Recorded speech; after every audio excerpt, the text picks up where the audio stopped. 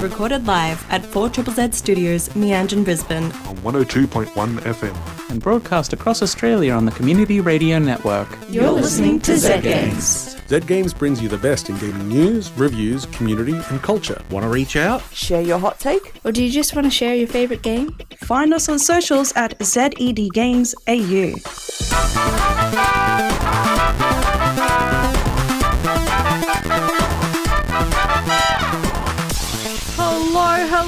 Hello, you're listening to Z Games. My name is Sarah, and with me in the studio is... Peter! And... Caroline. Hello, Peter and Caroline! Hello, Zara! Hi, Zara. Hello, Caroline. How are we all doing today? Doing good! Oh,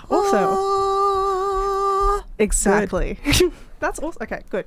I'm glad that we're all feeling good. Mm-hmm. We've got a bit of a cracker episode lined up for today.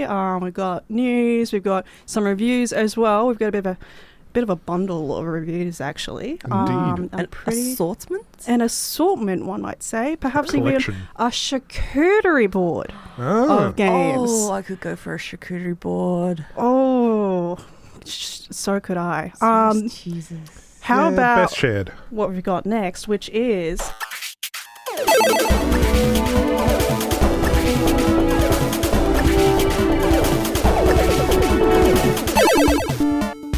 News. This week in gaming news, gaming gets political. When doesn't it? Pro-Palestinian Human Rights Movement, BDS, has added Microsoft and Xbox to its boycott list earlier last month due to its supply of AI and tech to the Israeli military. The group calls gamers to put pressure on the company by doing any of the following: cancelling Game Pass subscriptions, boycotting Candy Crush, Minecraft and Call of Duty games, and for the resolute, boycotting Microsoft gaming products and games published by Microsoft-owned publishers such as Activision, Blizzard and Bethesda. Further, indie developer Bardrew has joined the movement by removing the game Tenderfoot Tactics from the sale on the Xbox platform. Yeah, that's going to be a lot of games. It's a lot of games to try and boycott. It is a lot of games to try and boycott. Microsoft owns a lot now. Yeah, it's feeling like a Nestle situation over there, but shall we move on? Caroline. Yes. Devs are pushing back against the slew of layoffs we've seen over the last year, including in the last week the second hit to Respawn from upper management in EA, with over 100 employees impacted, with restructuring and development of 2 new projects cancelled. EA then announced wider cuts to the experiences team, which is customer care, and other departments, with another 200 reportedly affected. Further, Meta has hamstrung the upcoming Meta Quest fitness app Supernatural, and other teams are laying off over 100 employees in their Reality Labs division. Yep. But fighting back are unionized workers from within. Frustrated workers at ZeniMax are asking for better wages, workplace improvements, and remote work options, and have already voted to authorize a strike. Microsoft has said they have presented fair proposals, but are accused of failing to engage with productive negotiations. And remote work seems to be a clincher, with Paradox Interactive's return to office policy, introduced last year for this year's rollout, has over half of the staff considering other work and 20% actively looking elsewhere. Yeah. It's just... why? It's bummer after bummer. It truly is. Peter, would you like to wrap up this fantastic trio? Oh, it's a fantastic one today. Discord Downfall, our most loved chatting space for gamers, is being hit with a turbulent future with a new CEO on the horizon.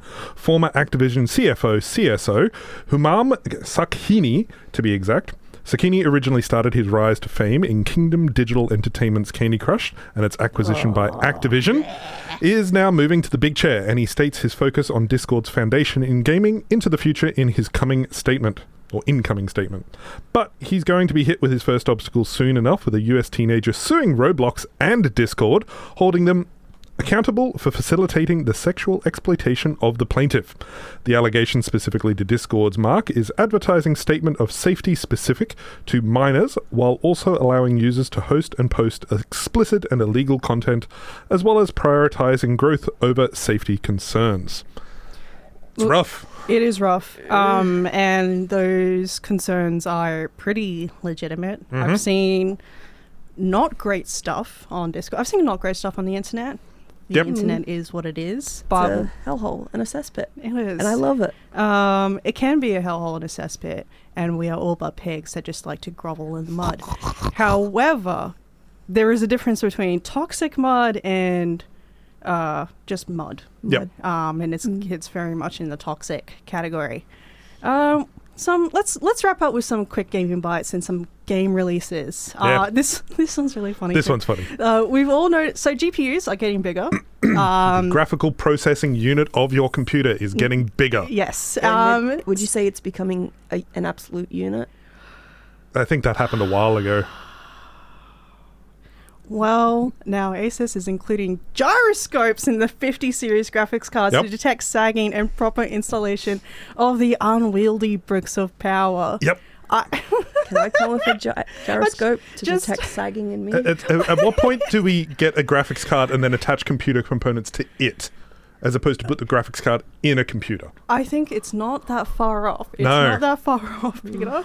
And Steam, this is cool. Steam is now including accessibility tags in games listings. So these are accessed by developers with a new questionnaire and will be viewable by users on the store page. That's good. That will make it a lot easier to find games that you can actually play accordingly to your abilities. Yeah. Colorblind modes, different control systems, customizations. Even just having a dyslexic font, for example. Little things like that can make a huge difference. And I'm glad that the Steam's making it a lot easier for users to be able to find those kind of games, and for developers to be also like, you know, maybe when they're filling out the questionnaire, they're like, oh, maybe we should consider putting in some of these features. Like, this is something that they're asking about. Maybe this is something that players are looking for. All right, let's hop into the upcoming game releases. Caroline, what's coming out on Friday the 2nd of May? It is monochromatically play soccer in 2001 Ecuador. Despelete on PC, PlayStation, and Xbox. Head to hell and arrest Satan in the platform shotgun cop man on PC and Switch. Dive into the depth in the narrative puzzler Subverge on PC. Ooh. And what's happening on Monday and Tuesday, Peter? Well, on Monday we have go from bartender to investigator in Solve the Murders in Best Served Cold on All Things. And then on Tuesday, Tetris-based realm builder Drop Douchey comes to PC. Douchey? I'm not sure how to say that one. I'm going to go Drop Douchey. Comes to PC. Defend Earth in the deck builder Gods vs. Horrors on PC. 90s nostalgia-infused spreadsheet puzzler Spreadsheet comes to PC. That one's for me. Yep. The 2010 announced Pirates Hack and Slash Captain Blood finally comes to the PC and consoles as well. I have been waiting for that one for 15 years. Captain Blood. I've not. But I'm excited for those people who've been looking forward to it. Yeah. Wednesday, 7th of May brings 3D Among Us on the PC, so you can get murked in first person. And strategy cross deck builder cross nightmare Deck of Haunts comes to PC. We've also got some future releases. The better and original Frostpunk is getting a Unity remake in Frostpunk 8086 coming in 2027. That's so in the future. That's very future. That's a while away. Sequel to Ghost of Tsushima, Ghost of Yotai, has been confirmed to release exclusively on PlayStation 5 on October 2nd, and Borderlands 4 has moved up its release schedule by a week. So now it's due for release on September 12th. Yeah. And I'm going to laugh if they push it back again. Yeah, they just had a 20-minute state of play PlayStation video this morning, and it actually looks quite decent.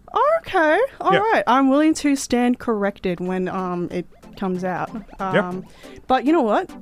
That's all this week in Gaming News. You're listening to Z Games at 4ZZZ. You're listening to Z Games on 4ZZZ. Oi mate, you're listening to Z Games at 4ZZZ. You're listening to Z Games at 4ZZZ. You're listening to Z Games at 4ZZZ. You're listening to Z Games at 4ZZZ. You're listening to Z Games at 4ZZZ. You're listening to Z Games at 4ZZZ. You're listening to Z Games at 4ZZZ. Got a bit carried away. You're listening to Z Games. My name is Zara, and with me in the studio is Caroline and Peter. Say howdy, hello, howdy. Howdy, hello. Howdy. Howdy, hello. Hello, hello. Oh, you can. It's alright. I'll reboot you. While Caroline's getting rebooted, they're also going to prepare a review for us. So that means we're gonna.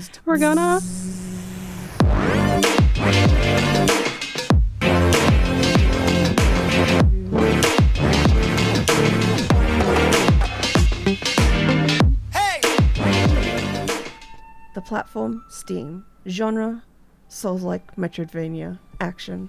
Price, $43.95. Developer and publisher, Red Candle Games. Yes, I am back on my nonsense with another Metroidvania Souls-like, 9 Souls. It's a 2D side-scroller with hand-drawn art and a captivating storyline. The game feels and plays very similar to Hollow Knight, with some of the mechanics and the abilities being basically identical. However, where it differs is its self-described Sekiro-inspired deflection-focused combat. Huh? Yeah, Yep. it was on... Those are some words. Listen, it was on the page. Anyway, I've never played Sekiro, so I can't speak to that, but the parry system is integral to the game. You can get by with a more dodge-style play style, which is how I tend to play, but parrying is the optimal way to play. Sad face emoji. Oh. The timing is essential with this mechanic, and unfortunately for me, as I have little to no sense of timing, so I struggled quite a bit with this game, which definitely affected my enjoyment of it. Oh. Unfortunately, yeah, a good portion of my early playtime was with the game sitting idle, where I had to walk away from it lest I pitched the controller through my monitor. Oh, one of those. Yes, I was at a roadblock against the fourth boss when I gave up. And I started a new game on story mode, because this game, it has a story mode. Oh, thank goodness. Yes. That sounds good. Yes, but it made things a little too easy, if I'm being honest. I was able to get to the final boss in less time than it had taken me to get to the fourth boss in my first playthrough. So... Yeah, I flew through the game with practically no trouble and managed to brute force my way through the rest of the bosses without really needing to grasp the parry mechanics at all too well, up until I hit the final boss, which needs a firm grasp of said mechanics, and I once again hit a wall. Yeah, I feel like a third game mode between story and the normal difficulty would be nice. The early game's movement and combat felt slow and frustrating, but I realized that I was more used to late game movesets and abilities of similar games. So once I unlocked a few abilities, that particular frustration went away. So that was not a game problem, that was a me problem. The setting is described as Tau-punk, blending a futuristic technologic style with Eastern aesthetics. While this game is very similar to other games that have come to before, it is still good. It takes the concept of Taoism and blends that with the gameplay.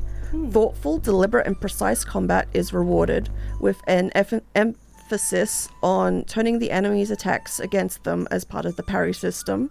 Successfully parry and you gain key charges, which can be used as powerful attacks. I felt like the hitboxes felt a bit unfair in a few areas.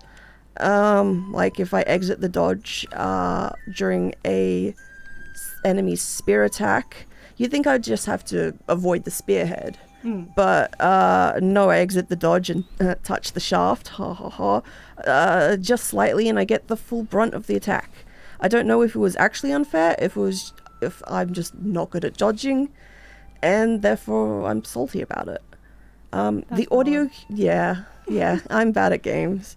But the audio cues are excellent. I can tell just from the sound whether I have made a successful parry, a poor one, or just straight up eaten poo-poo.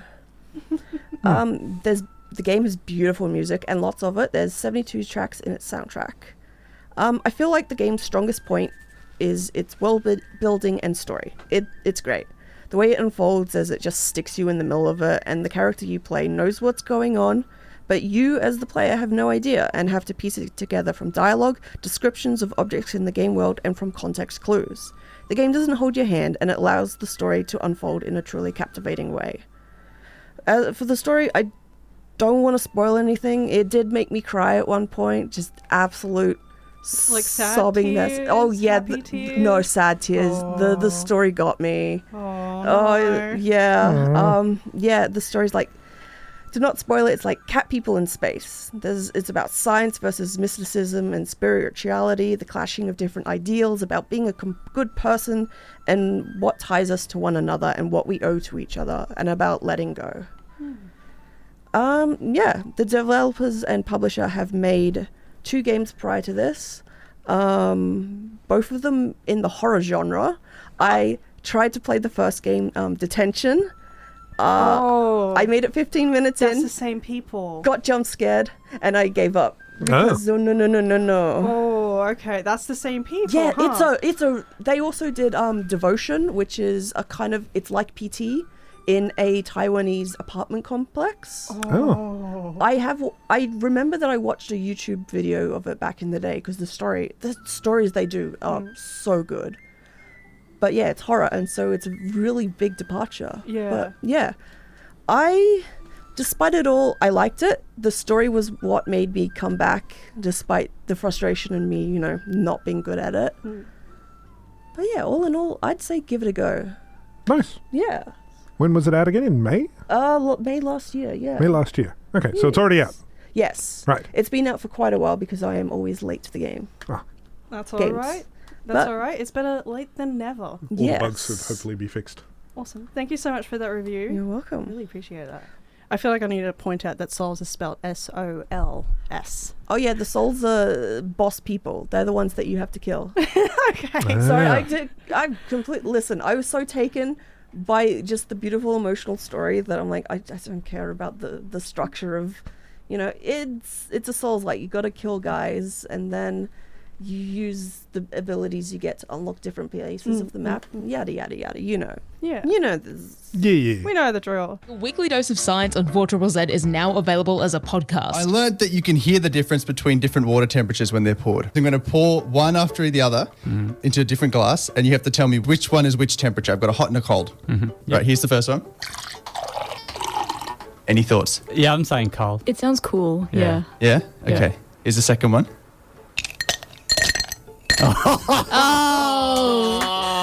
Well played. Shut up. Search No Idea 4ZZZ on your favourite podcasting app. That's spelled K-N-O-W, like Kano Idea. It's a visual pun on an audio platform. I don't know why we did it. My name is Zara. You're listening to Z Games, and with me in the studio this episode is Peter and Caroline. That we are. I just love. I love. I'm full of love. Aww. But you know what I'm also full of? Reviews? Game reviews. Game reviews. Yeah, right. Game review. Game review. What review could it be? I don't know. We'll find out. I'm not as good at that as Paul, but I cannot take that away from him. I wouldn't want to be as good at it as Paul. No. So, the game I shall be reviewing, Gourdlets. I liked watching ants as a kid. Not the movie, the insects. During recess at school, my best friend and I would find our favourite spot to watch the little guys go, their trails and how they change day to day. Would sometimes remove an obstacle for them or even lay a crumb for them to find, and would make up stories about the ants. We made up ant drama. It was a brief period of time, but there's a joy to simple observation and imagination, and to understanding how separate our worlds seem to be due to the difference in scale. Anyway, I want to talk about Gourdlets, an adorable sandbox game where you create a world for your Gourdlets and you get to watch them interact with it.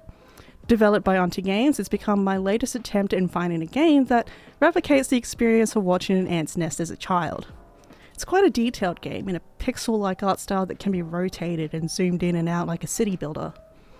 You have the ability to terraform the world to your liking, plant trees and foliage, place rocks and boulders, build houses and town halls and tents and other things. Place a river here, put a bridge there, whatever you like. When you call your first Gourdlet to your world, a train arrives, your only links to the outside world. You can call for more Gourdlets to move to your town, and one by one they disembark from that train and immediately settle the inn. But here's the thing about Gourdlets.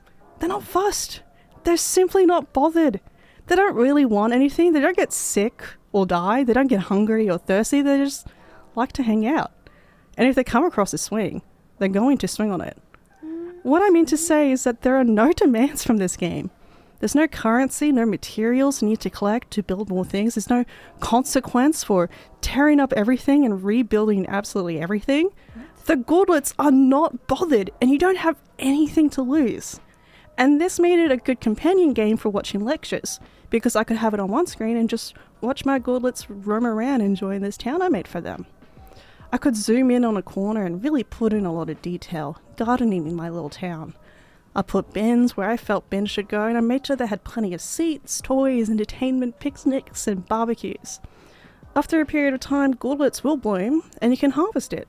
Eventually you can call in a parcel, which will bring you a brand new type of furniture or building you can place. You can change the season, weather, time of day. I really liked nighttime because the Gourdlets glow at night, and that was really soothing to watch. But that lack of demand from the game can make it feel boring to some people, or unmotivating perhaps. I had it as a companion game to my lectures, and that worked well for me. I liked that I could just work a bit at my town at a time, or just leave it be for a while. And I liked it almost as a screensaver. It's a cute, beautiful game that just releases you from any anxiety, and also leaves everything totally up to you, at your pace and discretion. The Gourdlets simply DGAF, as they say. As the youth say? I'm looking at it and they're so cute. I admit when you said the name, I thought you said Gourdlets, and I had something completely different pictured. But this is adorable.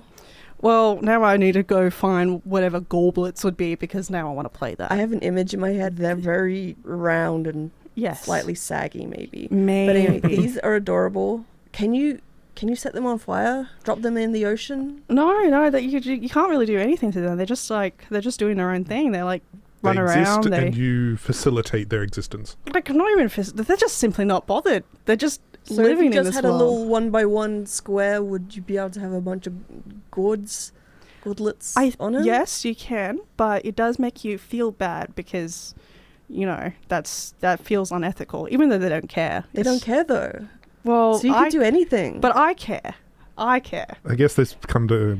I gotta end this goes review. into your mental state on how you look after them.